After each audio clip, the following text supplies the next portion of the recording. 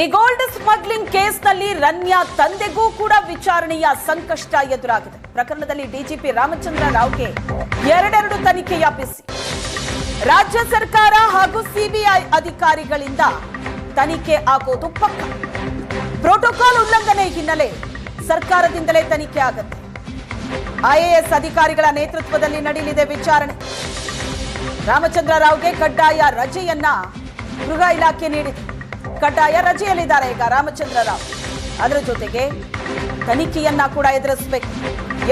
ಎರಡೆರಡು ತನಿಖೆಯ ಬಿಸಿ. ಒಂದು ರಾಜ್ಯ ಸರ್ಕಾರ, ಇನ್ನೊಂದು ಸಿಬಿಐ ಅಧಿಕಾರಿಗಳು ನಡೆಸುವಂತಹ ತನಿಖೆ.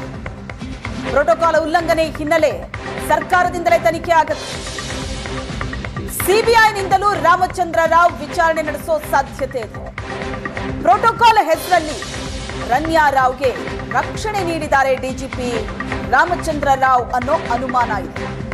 ರಾಮಚಂದ್ರ ರಾವ್ ಪಾತ್ರ ಏನು ಈ ಪ್ರಕರಣದಲ್ಲಿ? ಇದರ ಬಗ್ಗೆ ಸಿಬಿಐ ತನಿಖೆ ಮಾಡಲಿದೆ. ಡಿಜಿಪಿ ಮಗಳು ಅಂತ ಹೇಳಿನೇ ಈಕೆ ಏರ್ಪೋರ್ಟ್ನಿಂದ ಸಲೀಸಾಗಿ ಹೊರಗಡೆ ಬರ್ತಾ ಇದ್ದದ್ದು. ಚಿನ್ನ ತರಲಿ, ಏನೇ ತರಲಿ, ಯಾವುದೇ ಚೆಕಿಂಗ್ ಇಲ್ಲದೆ ಏರ್ಪೋರ್ಟ್ನಿಂದ ಹೊರಗಡೆ ಬರೋದಕ್ಕೆ ಈಕೆ ಕೈಯಲ್ಲಿದ್ದ ಪ್ರಮುಖ ಅಸ್ತ್ರವೇ ಡಿಜಿಪಿ ಮಗಳು ಅನ್ನೋದು. ಪೊಲೀಸ್ ಪ್ರೊಟೆಕ್ಷನ್ ನಲ್ಲೇ ಈಕೆ ಏರ್ಪೋರ್ಟ್ ನಿಂದ ಹೊರಗಡೆ ಬರ್ತಾ ಇದ್ರು. ಚೆಕಿಂಗ್ ದೂರದ ಮಾತು.